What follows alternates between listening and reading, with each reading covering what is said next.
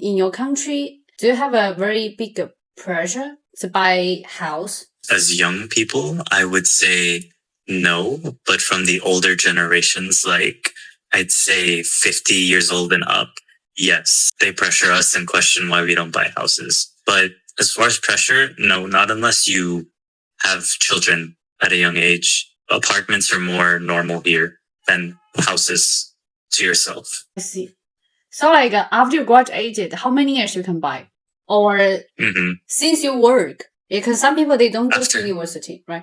Right. People in America are very bad with their finances. They don't spend their money well. They don't invest it or save it well. I would say maybe 2% of people who work can afford a house or the loan from the bank to pay for a house. People who graduate, it's a very small percentage that can afford a house because they're busy paying off their student loan and their degree. So a lot live with their parents, or they got an apartment with multiple people and they split the expenses. So most of people, they choose to rent a house. You can rent a house. You can rent an apartment. Buy a house is very difficult. Do the house price is high? Depends. Yes. New York is high. Nope. It doesn't matter where you go. House prices are high. 500,000 US dollars and up. Even for like a house with one floor and up, that's minimum. How big? One floor, maybe 1,700 square feet, maybe 2 bedrooms and 1 bathroom. What others you want to talk about this question? It's not only the house. If you pay rent or if you like get a bank loan for the house, it's not only the rent or paying off the loan that you have to worry about. Utilities are getting very expensive because of AI or artificial intelligence. And your water, gas, electricity bill can spike upward depending on the season. Summer, winter, fall, spring. Depends. What else should I say? Most houses aren't brand new inside. Most of them are very old, need a lot of work to be done to fix it up to standard. You're buying a house, it's very expensive. Or you're getting a loan to buy the house, still very expensive. To have to fix it on top of that, pay monthly bills is very, very, very difficult, which is why most people just don't get a house. If you have a family, you might need it, or they might live with the parents. I don't know the situation for everyone. It's very dependent. And there's this organization called HOA, Homeowners Association. It's a private organization. It governs most residential communities in America, and you have to pay the membership fee, and their rules are very strict. If you bend their rules, they will kick you out of the house, even if you own it.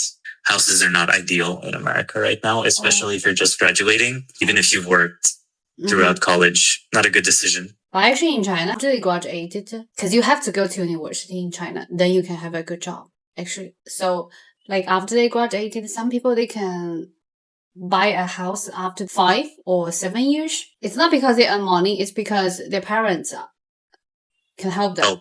Yeah. And that's not always the case in the US. Yeah, go ahead. And there's another question is for men in China, if you go to marriage, you have to have a house. Yeah, so their parents definitely help them. Yeah, both parents help, I understand. Yes. Most of the time, not both, most of the time, though, just men's parents. In your country, if you go to marriage, a girlfriend, wife, do they feel like, you have to have a house or not?